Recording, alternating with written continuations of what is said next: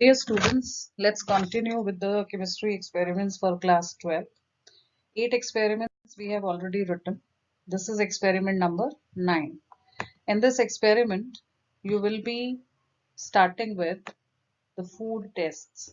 That is the test for the presence of carbohydrate, fats and proteins in the given food sample. So experiment number 9 is for the test for the presence of reducing carbohydrate in the given food sample. Now the material required, as you can see, the food sample which contains carbohydrate in it. So in the lab, if you have glucose present, you can simply carry out the test with that. Or if you have other food samples which have carbohydrate in them, then you can take a small piece of that and start the experiment. Then test tubes you need, glass rod, water bath, concentrated H2SO4, and there is a reagent called Molish reagent, which is 1% alcoholic solution of alpha naphthol. Tollens reagent we need, failing solutions we need A and B, and Benedict's reagent. The theory behind this experiment is that carbohydrates, they are polyhydroxyaldehydes or ketones, or the compounds which give them on hydrolysis, like starch. They are called carbohydrates. We have already done it in the chapter biomolecules. Carbohydrates which reduce Tollens and Perling's reagent, they are known as reducing sugars. And all monosaccharides and disaccharides except sucrose, they come in the category of reducing sugars. Now the first test that you will carry out is concentrated sulfuric acid test. You will take a pinch of the sample, like glucose I am telling you, in a test tube, and add concentrated sulfuric acid to it. If you do not see any blackening taking place of the glucose or the sample that you have started with, then you may heat it slightly. You will see the charring occurs, charring of that sugar occurs, and you will get the smell of burnt sugar. This tells you that there is carbohydrate present. This confirms. And same way, the second test is Molish test. You will take the aqueous solution of the carbohydrate, add few drops of Molish reagent to it, and concentrated sulfuric acid along the wall of the test tube, as we do in the test ring test for nitrate. Then you will get a purple or violet colored ring at the junction of two layers. So this again confirms that there is carbohydrate. Then to test whether the given sugar is reducing or not, these tests can be carried out. Fehling's test. Take aqueous solution of carbohydrate, add equal volumes of Fehling A and Fehling B to it, and you heat the contents in water bath for some time. If you get red precipitate, here we will get it because I'm using glucose here. So this confirms that the carbohydrate which is there is reducing in nature. Same way you carry out the tolerance test, aqueous solution plus tolerance reagent, and again heat it in a water bath for some time. You'll get the shining silver mirror on the inner walls of the test tube. This again confirms there is reducing sugar. And the last is Benedict's test. To the aqueous solution of carbohydrate, add Benedict's reagent and heat the contents in water bath again. It will give you a reddish precipitation, which again confirms there is reducing sugar. The carbohydrate that you have is reducing in nature. Now the result, the given food sample contains reducing carbohydrate in it. And the precautions that we have to take, that in Molish test, concentrated sulfuric acid should be added along the wall of the tube without disturbing the solution. Otherwise, like in nitrate test, you will not be able to see the ring at the interface of two liquids. And water bath must be used carefully. There should not be any chemical spilled in it, and you are heating these reagents specifically in water bath because it's dangerous to heat them otherwise.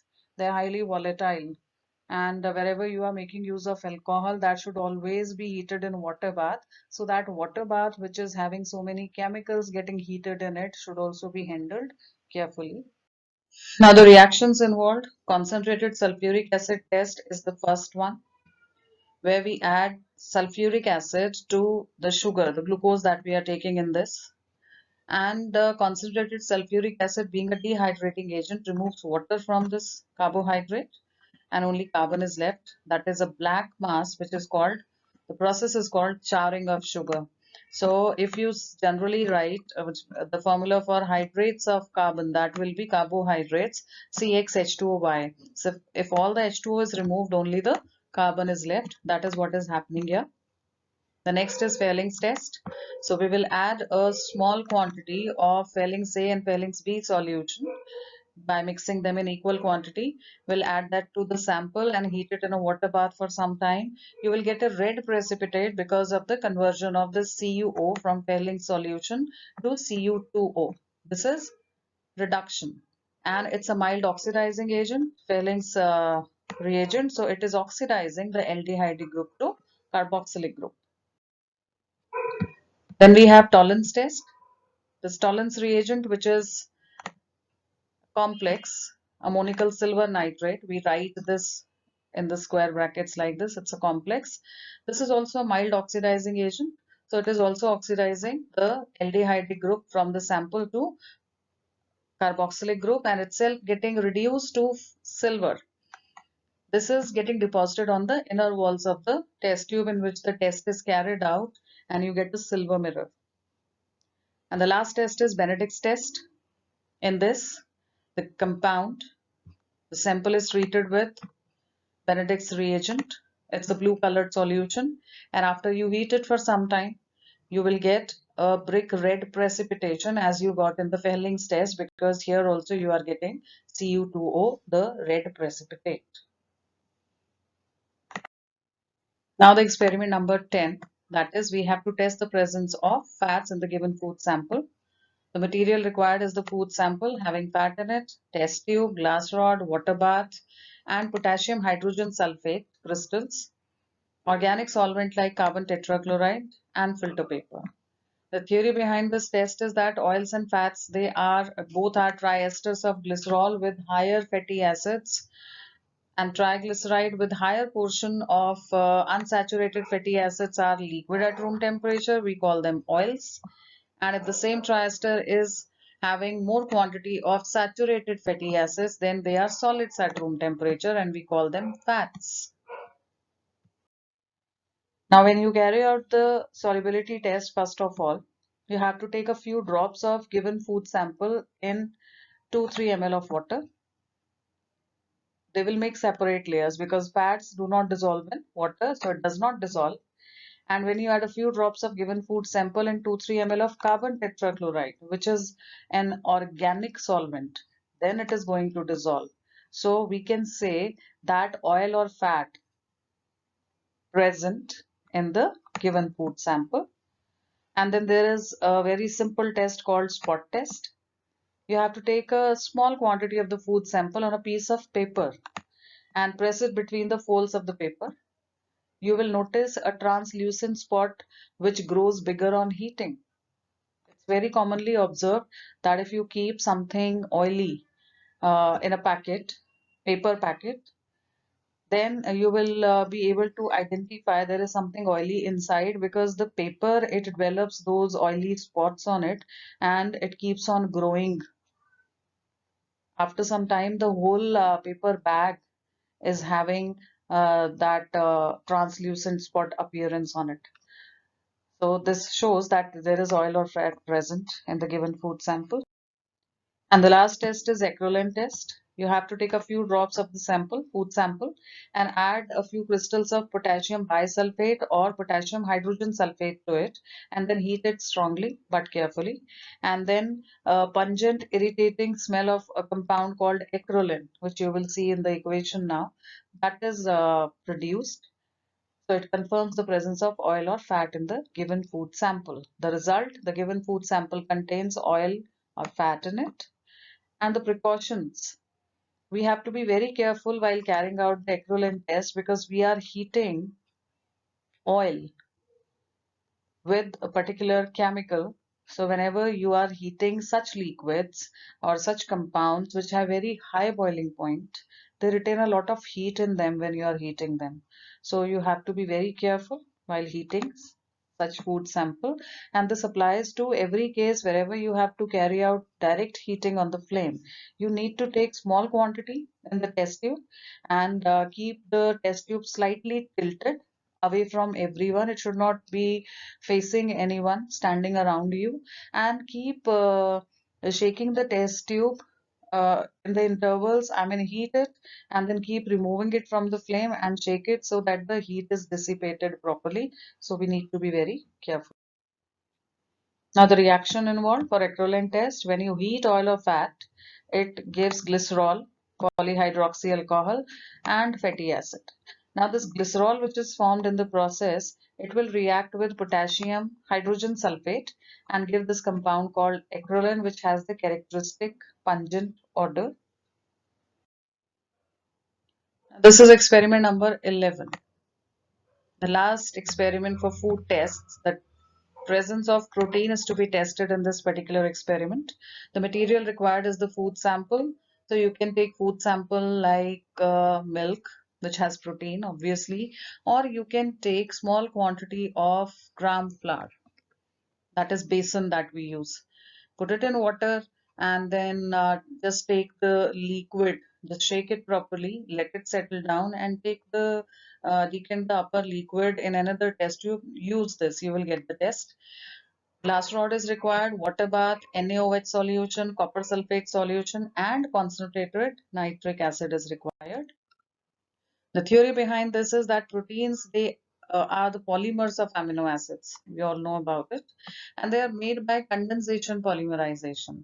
So what happens that amino acids are the compounds which have amino group, NH2 group in them, as well as the carboxylic group in them, as you can see here in these examples.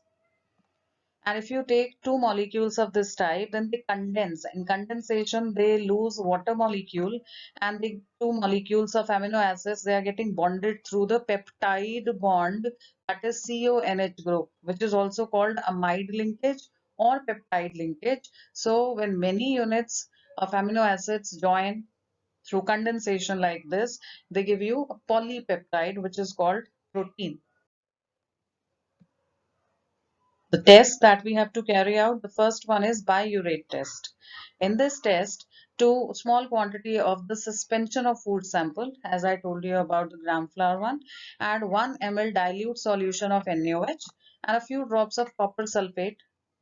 Appearance of violet or purple coloration, because copper sulfate is a blue in color, a distinct blue color. So when it changes to violet or purple coloration, you will definitely see the change in the intensity in the color. You'll be able to notice it. So we say that protein is present in the sample. Next is xanthoprotic test. To 1 or 2 ml of the suspension of food sample, add a few drops of nitric acid, which is concentrated one, and heat it carefully. You'll get a yellow precipitation. This is the test for protein. The result, the given food sample contains protein in it, and the precautions that you have to take, that in biurate test, the first one, copper sulfate solution should be added drop wise. If you add a lot of quantity of that blue colored solution, then you will not be able to see the color transition properly to violet or purple. That's why. The reactions involved: biurate test, food sample is treated with copper sulfate and we get a violet colored complex. In the complex, you can notice that this copper ion, which is in the center, is making bonds. These are the coordinate bonds. It's a complex with the donor atoms, like these nitrogens. They have lone pair on them.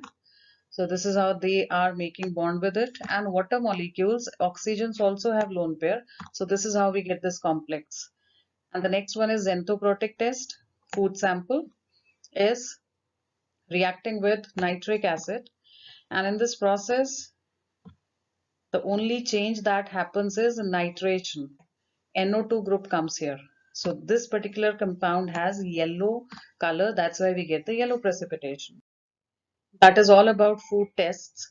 And now the next experiment that will be shared with you, that is preparation and purification of ferric hydroxide salt, that is the colloid.